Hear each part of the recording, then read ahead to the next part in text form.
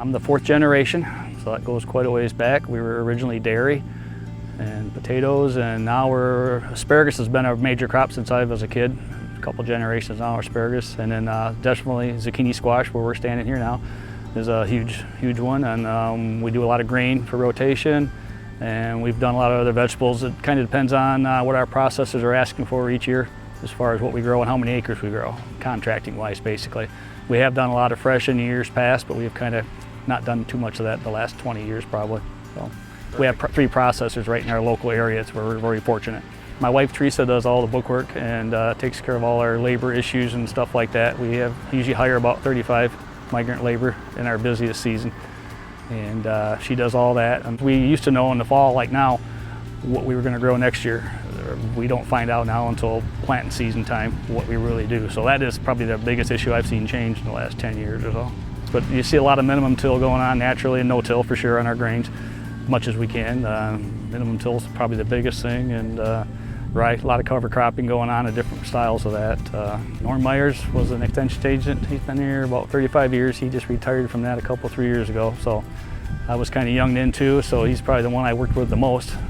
And he did a beautiful job, and he's a local guy. Now he moved on to some other things, helping us on our marketing our asparagus, the MACMA asparagus division, which I'm part of, and for about 25 years now. 31 years ago, I came to this county, and I really started working with Gene Sr. more than Gene Jr. The growers here were very patient with a new extension agent who knew something about vegetables but knew nothing about asparagus, which is the big crop in Oceana County. And Gene was one of the people I learned all about asparagus from. So I like to think I repaid that trust by doing them some good in the years that followed. But yes, I started working with Gene Sr., and then I worked with Gene Jr. After Dr. Mary Hosbeck came, we started working on the Tomcast predictive system for diseases on asparagus, and Gene was one of the cooperators that we worked with during that period building the system. Gene has played other roles in the ag industry too that have been important.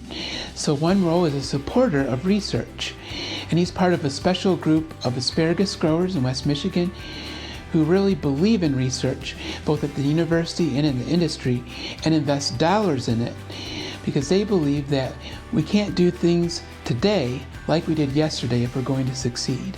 And so having people like Gene who are supportive of that research and see its value is really important. And he's been supportive of me personally and of that research program the entire time I've been around.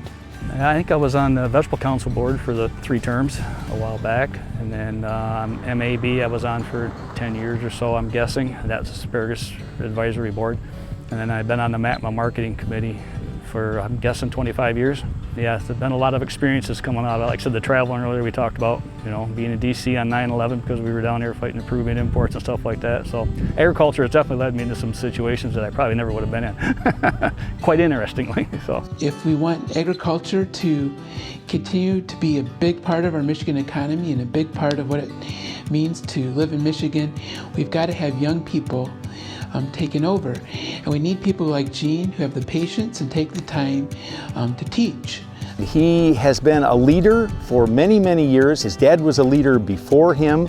The farm is innovative in many of the crops it grows, including zucchini as well as asparagus, and he's been willing to share that knowledge with not only extension personnel but with other growers, hosting tours and all kinds of things that really didn't benefit Eugene Kokx and Son Farm, but benefited the Michigan agricultural industry.